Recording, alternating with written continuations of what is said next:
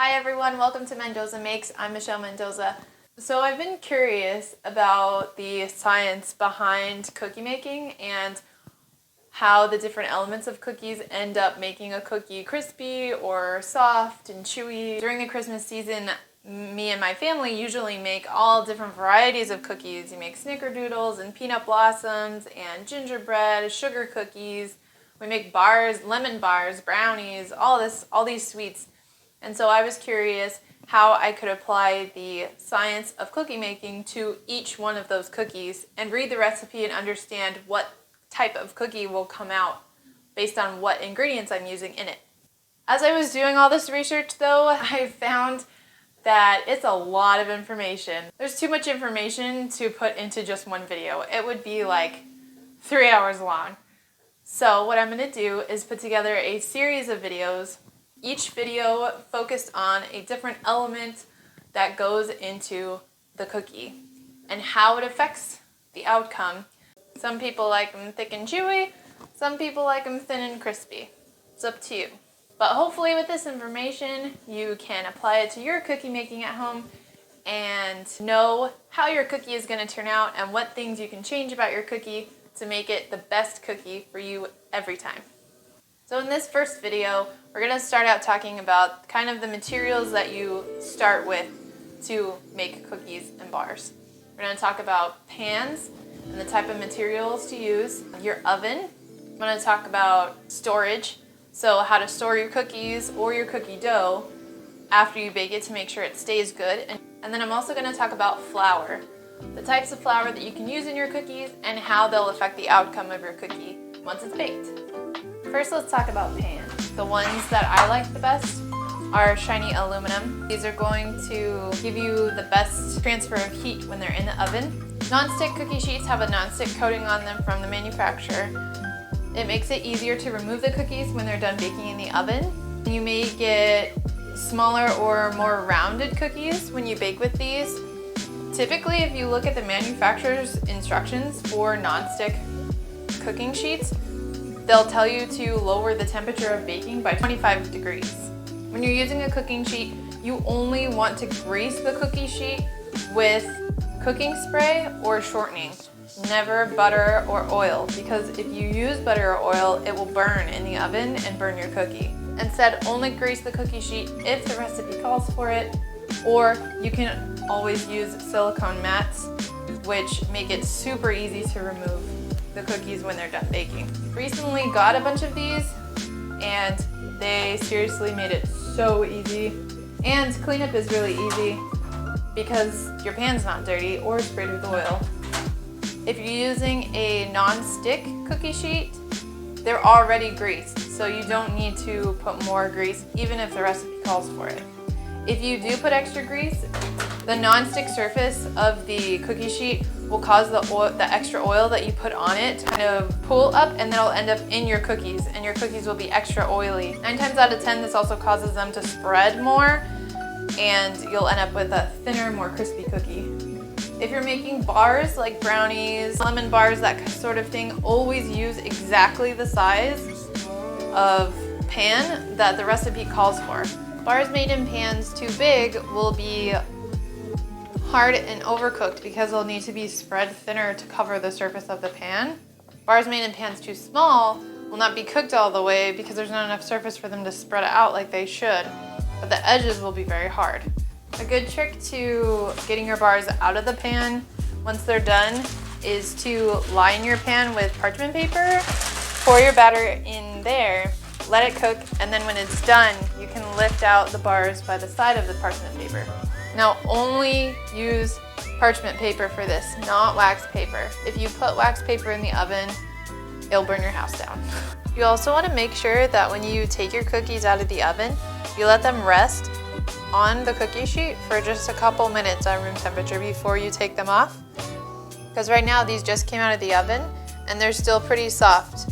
See, if I try to lift up this corner here, it just pushes in. It's too soft, like I can feel it. But if I give it a couple minutes, it'll firm up a little at room temperature, and then I can take it off and put it on the cooling rack to cool. So now it's been a couple minutes and you can see the difference when I go to pick up this cookie. It's not as soft anymore. It's firmed up. I can always just pick it up with my fingers and it stays together.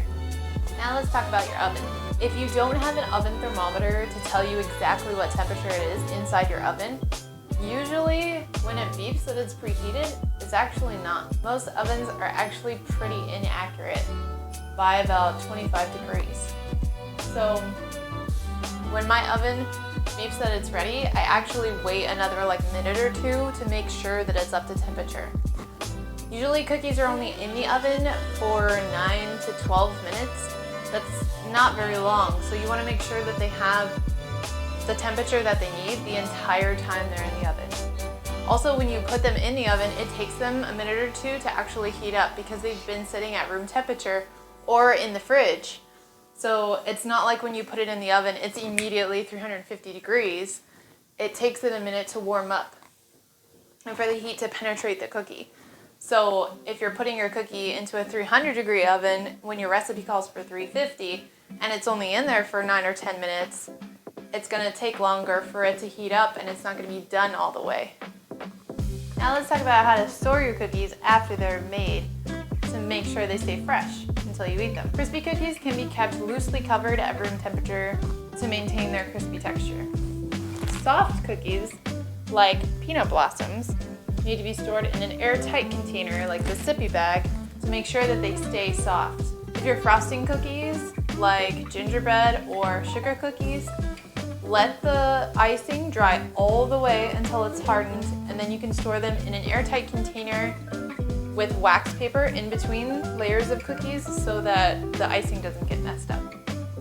If you're storing bars, some of them may need to go into the fridge, but keep in mind any recipe containing butter that goes into the fridge will harden while it's in the fridge. If you think about it this way, when you put a stick of butter in the fridge, it's harder when it comes out straight out of the fridge than it is if you leave it on the counter to soften. So if there's butter in your recipe, your cake, your brownie, your bar, whatever it is, and you put it in the fridge, it's going to be more tough when you take it out, so you might need to let it sit for a while before you dig in. If, however, your recipe is using oil as fat or shortening and oil are 100% fat, so there's nothing in there that's going to get hard in the fridge, so it'll stay soft.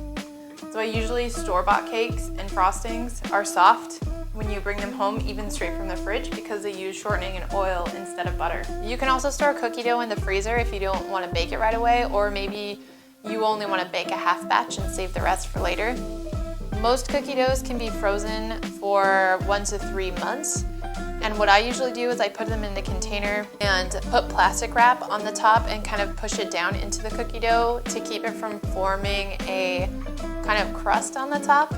Keeps it nice and soft and keeps it from getting freezer burnt. If you're going to freeze your cookie dough, just make sure that you take it out and let it thaw all the way to room temperature, or put it in the fridge for 1 to 2 days beforehand so that it has enough time to soften all the way before you bake it. All right, now on to one of the main ingredients, flour. So there are a few main types of flour that you can use in your baking, and they'll affect your cookie differently based on what type you use. There's all-purpose flour, wheat flour, cake flour, and bread flour. Depending on which you use in your cookie, it'll affect the texture differently. So the main difference in all these flours is the protein content. As long as you stick with a similar protein percentage that the recipe calls for, you can replace the flours however you want. So let's start with wheat flour. Wheat flour is very high in protein at 14%. If you replace all of the all-purpose flour in a cookie recipe with wheat flour, it'll dry out the cookie and you'll end up with more of a cracker than a cookie. Bread flour in cookie dough will result in a chewier cookie, which may be your goal, so that may be something you want to try, but too much bread flour can make them too chewy and really tough to chew on. It's best to substitute half and half. Half all-purpose flour and half bread flour if you want a chewier cookie. Cake and pastry flours create a crumblier cookie. They'll be very soft. Again, it's good to substitute a half and half ratio, half cake flour, half all-purpose flour. so that the cake flour doesn't make it too crumbly and it falls apart. Now, for all-purpose flour, there are two options, bleached and unbleached. So what's the difference? Bleached flour just means that it's gone through a bleaching process. There's no huge difference between bleached and unbleached flour as far as taste and texture of the cookie. It's just up to your personal preference. So I hope this info helped you start thinking about different ways to store your cookies and maybe try switching out some flours to make different textures of cookies. Like I said, this is just the first part of cookie making. We're going to be talking about the rest of the elements of cookies. Next week I'll be talking about fat in cookies, the different types of fats that you can use in your cookie, what they will do, and why you need fat in your cookie. If you liked it or you learned something, give it a like and I'll see you next week. Bye!